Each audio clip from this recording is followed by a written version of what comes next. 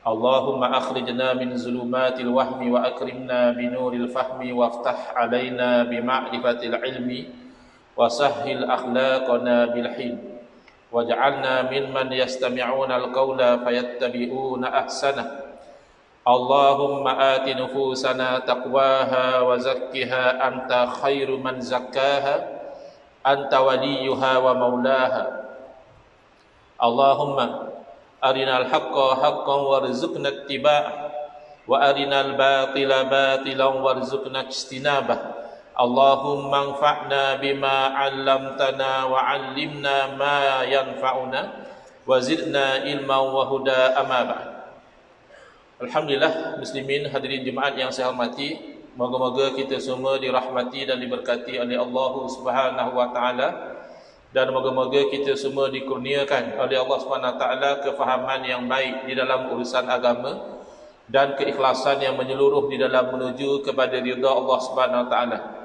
Hari ini insya-Allah kita akan menyambung pengajian kuliah Jumaat bulanan, hari Jumaat yang ketiga, anjuran Masjid An-Nur Temasha Glenmary menggunakan kitab Kekeliruan Umat. Inilah jawapannya susunan Al-Fadhil Ustaz Mahathir bin Haji Jul hafizahullah ta'ala wa nafa'ana bihi wa bi'ulumihi fid daraini amin.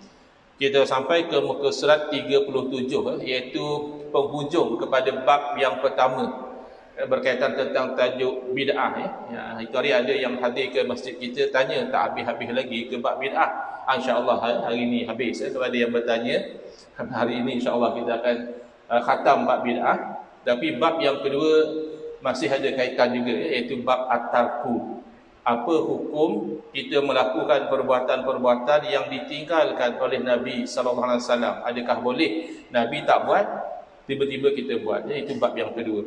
Untuk penutup ini, Ustaz Mahathir membawa suatu renungan tentang sikap dan pendirian Syekh Ibn Taymiyah rahimahullah ta'ala. Kerana Syekh Ibn Taymiyah ini merupakan satu orang tokoh ulama yang menjadi idola dan juga ikutan golongan yang menolak adanya bid'ah hasanah. Mereka kata mana ada bid'ah hasanah, dan mereka cukup mengkagumi ketokohan Al-Imam Ibn Taymiyah. Mungkin mereka tidak perasan bahawa Al-Imam Ibn Taymiyah juga termasuk ulama yang mengiktiraf bid'ah yang hasanah, yakni perkara baharu yang tidak bercanggah dengan syarak. Al-Imam Ibn Taymiyah berkata di dalam Majmu'ul Fatawa, himpunan fatwa-fatwa beliau, wa min huna yu'rafu dhalalu man ibtada'a tariqan aw i'tiqadan za'ama anna al-imana la yatimmu illa bihi ma'al ilmi bi anna Rasulullah SAW lam yazkurhu. Daripada sini kata Al-Imam Ibn Taymiyah, diketahui kesesatan orang yang melakukan satu bid'ah, satu cara, satu i'tiqad, satu keyakinan, mendakwa bahawa iman tidak sempurna kecuali dengan apa yang direka itu. Kena pegang dengan apa yang direka itu, barulah iman sempurna, padahal dia tahu bahawa Rasulullah SAW tidak ada pun menetapkan demikian.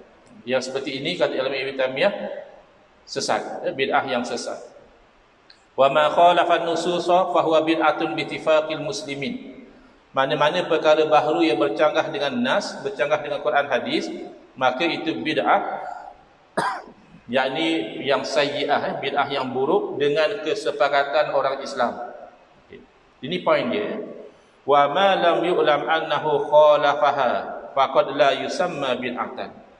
Mana-mana perkara baharu yang tidak diketahui bahawa perkara itu bercanggah dengan nas, perkara itu baharu tapi tak ada pula, kita cek tak nampak pula bercanggah dengan Quran, bercanggah dengan hadis, maka sebahagian ulama tidak menamakan ia bid'ah.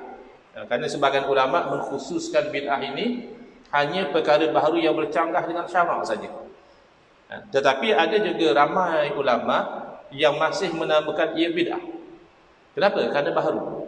Cuma bid'ah itu dikelaskan kepada dua. Yang tak bercanggah dengan syarak, baik, terpuji. Yang bercanggah dengan syarak, buruk dan terkeji. Jadi dua pendekatan, natijahnya sama. Perkara baharu yang tidak bercanggah dengan syarak tidak haram dilakukan. Lalu Al-Imam Ibn Taymiyah memetik kalam Imam Syafi'i rahimahullah ta'ala. Dia he quote with approval. Al-Imam Ibn Taymiyah memetik dengan bersetuju dengan Al-Imam Asy-Syafi'i rahimahullah ta'ala, iaitu kata-kata Imam Syafi'i, al-bid'atu bid'atani, perkara bid'ah dua jenis bid'ah. Yang pertama, bid'atun khalafat kitaban wa sunnatan wa ijma'an wa asaran an ba'di ashabi Rasulillah sallallahu alaihi wasallam, fahadhihi bid'atu dhalalah, iaitu perkara baharu yang bercanggah dengan Al-Quran ataupun sunnah ataupun ijma' kesepakatan para ulama ataupun asar daripada sebahagian sahabat Nabi SAW, maka bid'ah sebegini sesat. Yang kedua, wa bid'atun lam tukhalif syai'an min zalika, satu bid'ah yang tidak bercanggah dengan salah satu daripada yang disebutkan tadi, tidak bercanggah dengan Quran, hadis, ijma' dan juga asar, fahazihi qad takunu hasanatan, maka bid'ah sebegini boleh juga dinamakan bid'ah yang hasanah, ya. Apa ni dalil? Antaranya adalah kata-kata Sayyidina Umar radhiyallahu anhu. Kata-kata Sayyidina Umar pun dalil. Ya, kerana Nabi sallallahu alaihi wasallam berpesan, iftadu bil lazaini min ba'di Abi Bakrin wa Umar. Ikut dua orang selepas daripada saya, Abu Bakar dan Umar, dan dalam yang lebih umum, alaikum bi sunnati wa sunnatil khulafa'ir rasyidin, ya, ikut sunnah khulafa'ir rasyidin. Iaitu Sayyidina Umar radhiyallahu anhu sendiri ada memuji bid'ah yang tidak bercanggah dengan syarak, dengan kata-kata beliau, nikmatil bid'atu hazihi, sebaik-baik perkara bid'ah ini dia. Jadi kalau kita itu menolak adanya bid'ah hasanah, kita itu seolah-olah lebih pandai daripada sahabat Nabi di dalam memahami agama. Sahabat Nabi juga ada memuji bid'ah, tapi bid'ah itu tidak bercanggah dengan syarak. Mungkin sebagian orang mengatakan, oh, itu hanya bid'ah dari segi bahasa. Tak ada maknanya. Kerana bid'ah dari segi bahasa adalah perkara baharu secara umum. Sedangkan yang disebut oleh Sayyidina Umar itu adalah perkara baharu bersangkutan dengan solat tarawih. Solat tarawih urusan ibadat, bukan perkara baharu secara umum.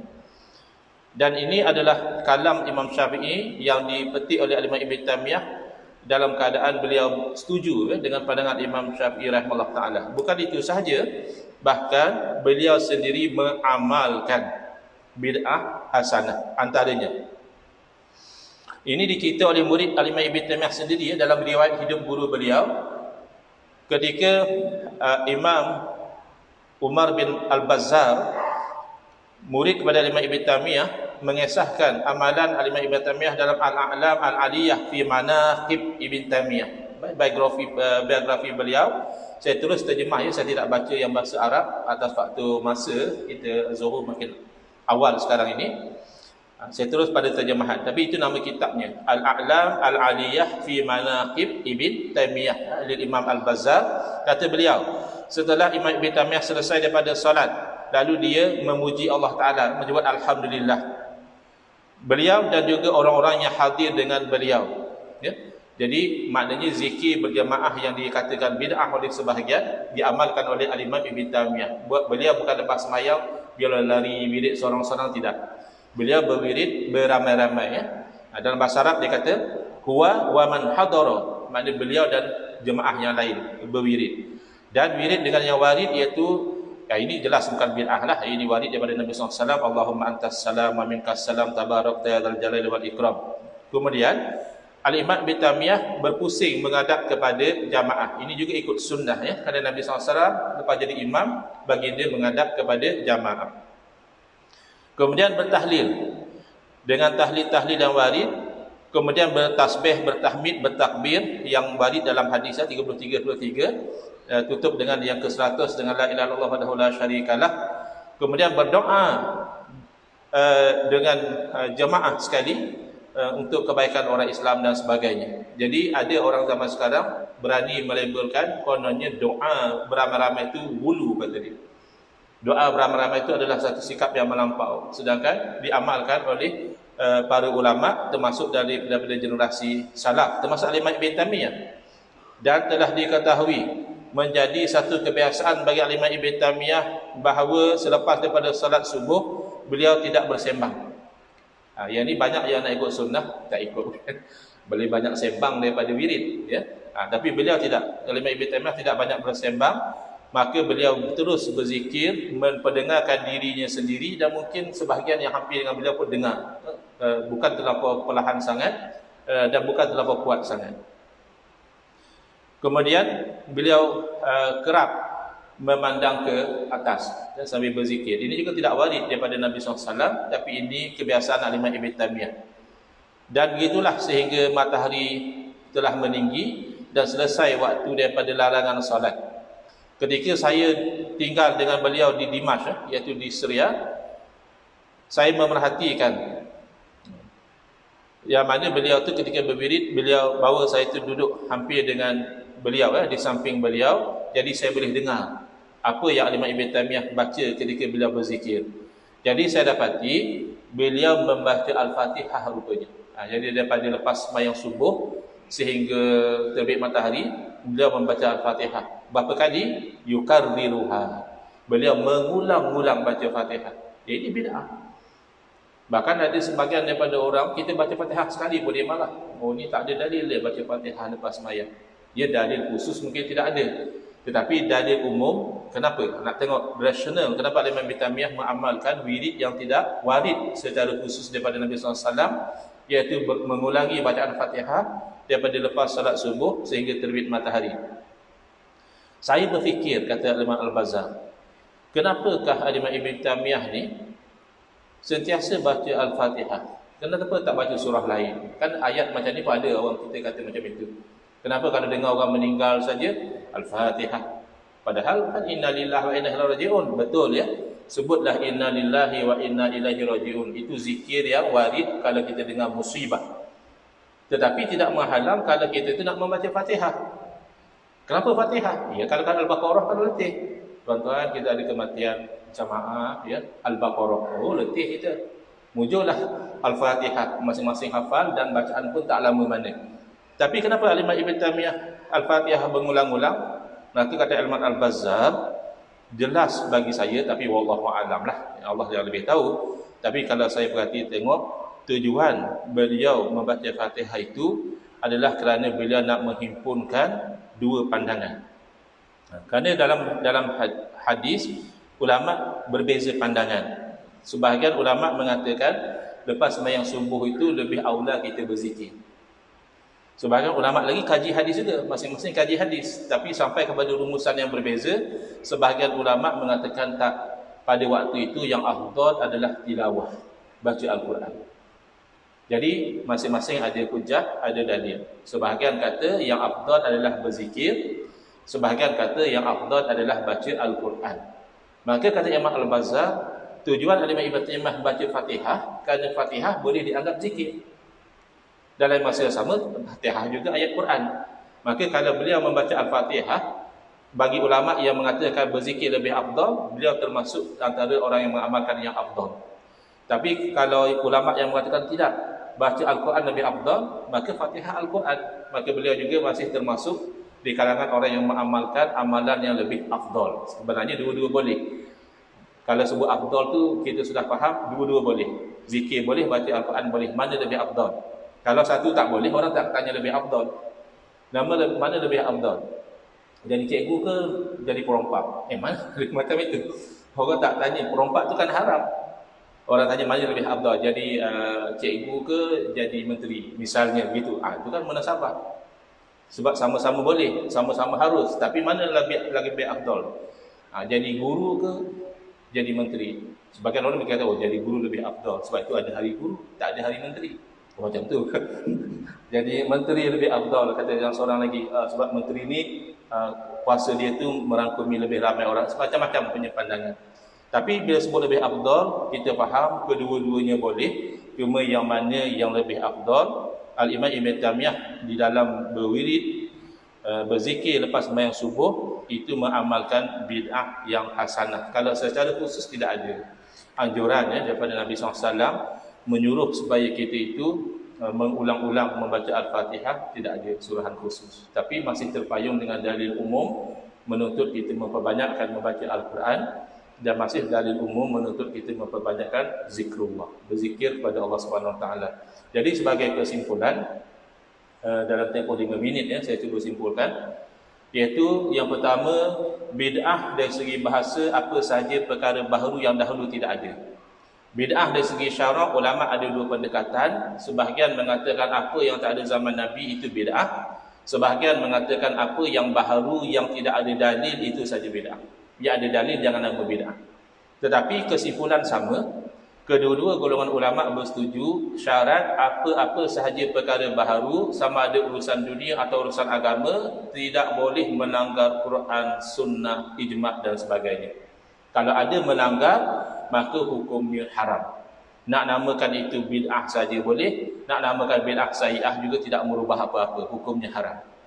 Mana-mana perkara baharu, baik dalam urusan agama ataupun urusan dunia, yang tidak bercanggah dengan Quran, sunnah, ijma' dan qiyas, maka itu tidak diharamkan. Bahkan ada kalanya diwajibkan. Bahkan ada kalanya disunatkan melakukannya.